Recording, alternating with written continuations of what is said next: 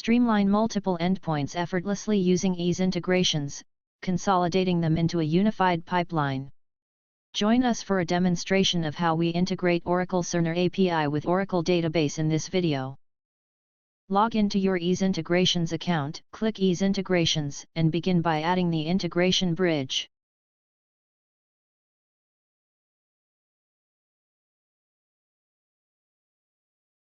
In Data Source, select Source Type as API. Choose Data Source as Millennium from the list and select the business object as Access Token. Provide authorization URL with ID. Provide the authorization detail, it is basic auth here, so provide username and password. Provide header details. Enter details in endpoint body. Test your API endpoint using Test button.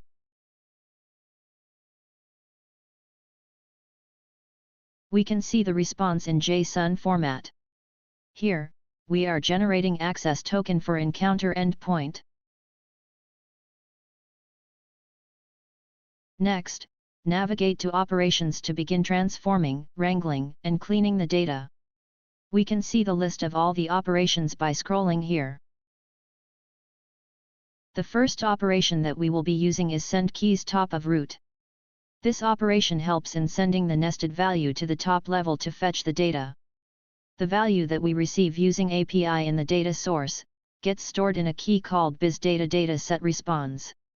So, we will be passing the key value as Bizdata dataset response in this operation.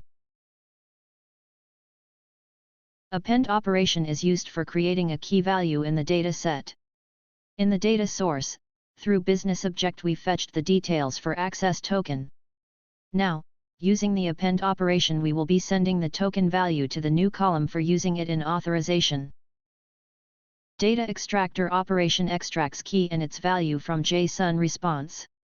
Here, we are extracting the bearer token value from access token API to do authorization ahead.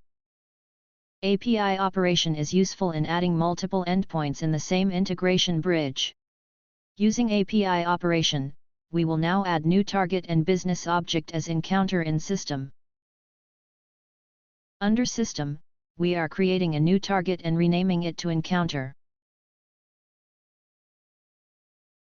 Next, entering target name as FHIR encounter and business object as encounter. Under test, entering authorization URL with ID. Providing authorization details, entering bearer token extracted in previous step for headers and testing API endpoint using test button. The response generated through API operation is pasted here. The data in the response of encounter endpoint will get stored into the key value named Bizdata dataset response.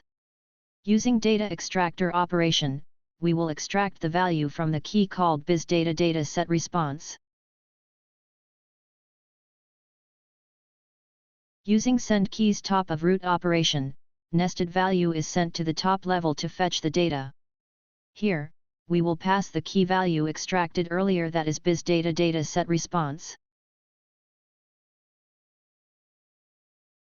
Using single line to multi-line operation, we will convert the single line data to multiple lines as the result is needed in tabular format. This is the API response where data is stored under key named entry. This data is required to be converted to multi-line. Thus, we will be passing the key value as entry in this operation to convert all the data stored within it. Using the data extractor operation, we will extract the details stored in response. In response, all the details are stored within a key value resource. So this key value will be passed in this operation. Using the operation send keys top of root, we are passing the key whose data we extracted before, that is, resource, to send the nested value to the top level and fetch the data that is stored in it. To eliminate unnecessary data, eliminate operation has been used. Our response contains some information that is not required, such as keys meta, text, identifier, status, class, type and extension. This data has been eliminated by passing their key values through the operation. We want to fetch the data inside key called subject as it contains details of patient. So, we are using operation send keys top of root and passing subject in it to fetch the data contained within that key. Rename operation is used to rename key names according to target column headers. Here ID, reference, and display is renamed to encounter ID, patient reference and patient name respectively.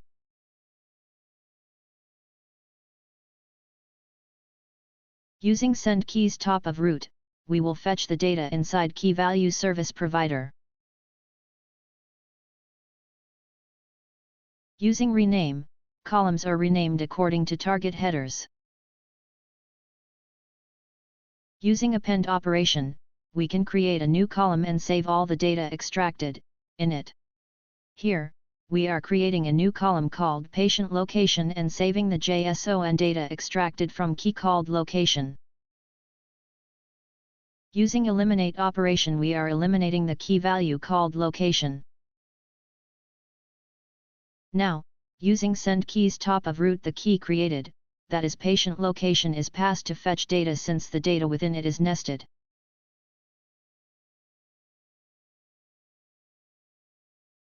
Again, using send keys top of root, the key value that is location is passed to fetch data since the data within it is nested.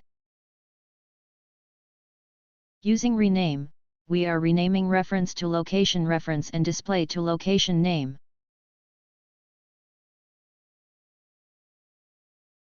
Using append, a new column doctor participant is created and data inside participant is passed in it. Using eliminate, appointment is eliminated. Next, using send keys top of root, we are fetching data of newly created key doctor patient. Again, using send keys top of root, we are fetching data inside key value individual. Rename operation is used again to rename columns according to target headers. Using append, we are creating a new column and passing values in it like we did previously. Next, fetching data of the newly created column that is Doctor Patient 1 using send keys top of root. Again, using send keys top of root, we are fetching data within individual. Using rename, columns are renamed. Using append, we are creating new column participant 1 and passing values in it. Now, we are fetching data within participant 1. Using eliminate, unnecessary columns are eliminated. Here, we are fetching data within key value individual using operation send keys top of root. Renaming columns according to target headers using rename operation.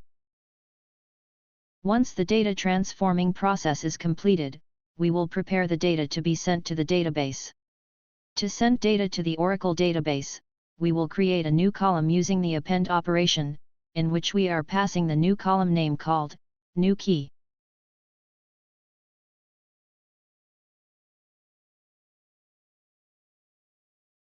Next, aggregation of all the values in one array is done using the data aggregation operation. Under group by key, we are grouping all the values available in the table using the new key created in append operation. Under array key, any name relevant to the dataset can be passed. Here we are naming it as encounter detail as our array key. Under array key nested column, all the existing columns renamed are passed.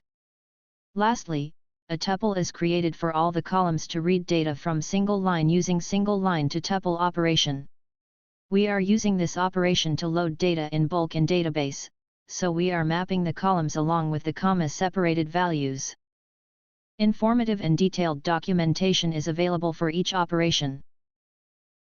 Next step is to configure target under Data Target, select Tereg, that is Oracle Database here. We will be configuring the data target with database details, as can be seen in the video.